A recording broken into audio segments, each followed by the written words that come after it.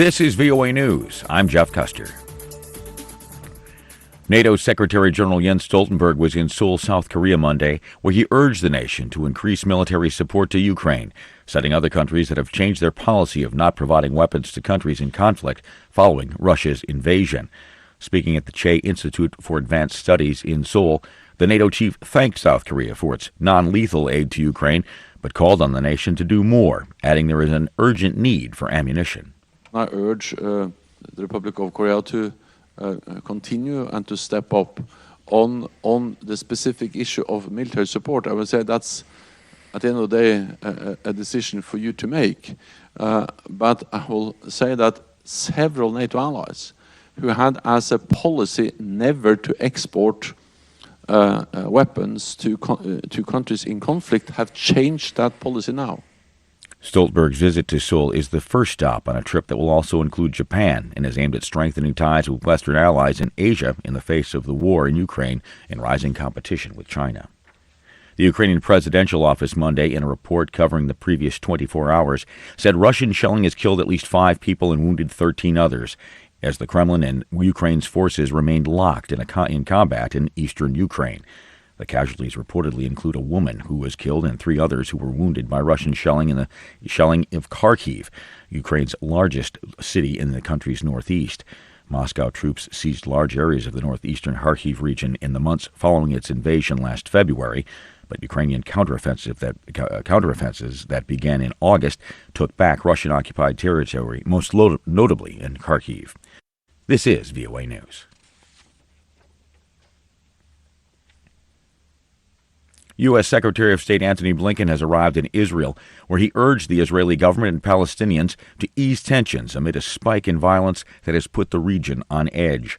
Monday, shortly before Blinken's arrival, the Palestinian Health Ministry said Israeli forces killed a Palestinian man in the flashpoint city of Hebron, bringing the toll of Palestinians killed in January to 35.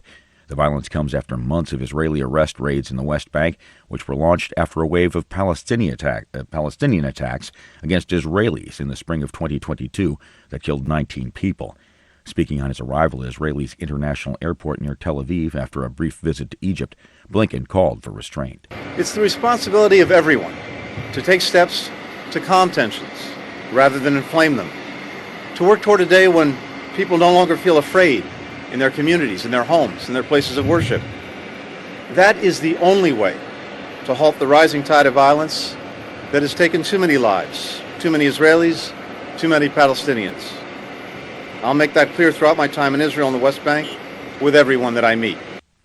The World Health Organization Monday said COVID-19 continues to constitute a public health emergency of international concern, its highest form of alert. Speaking Monday during a session of the agency's executive board in Geneva, WHO Director General Tedros Adhanom Ghebreyesus said there's no doubt the world is in a far better situation now than it was a year ago, when the Omicron variant of the virus that causes COVID-19 was at its peak. But since the beginning of December, weekly reported deaths have been rising. In the past 8 weeks, more than 170,000 people have lost their lives to COVID-19. And that's just the reported deaths. We know the actual number is much higher. In a statement, the WHO said the pandemic was likely in a transition point that continues to need careful management to mitigate the potential negative consequences. A powerful bomb blast ripped through a packed mosque in northwestern Pakistan Monday, killing at least 32 worshippers and injuring 140 others. More from Ayaz Gul in Islamabad. The afternoon attack in central Peshawar, the capital city of Khyber Pakhtunkhwa province, was reportedly carried out by a suicide bomber. Prime Minister Shehbaz Sharif condemned the bombing. Survivors and rescue workers said the roof of the building had caved in due to the massive blast. Police officials would not immediately discuss the nature of the attack, saying an investigation was underway. No one immediately took responsibility for the deadly bombing. Ayaz Gul, VOA News. I'm Jeff Custer. This is VOA News. Please subscribe, like, or comment. Thank you.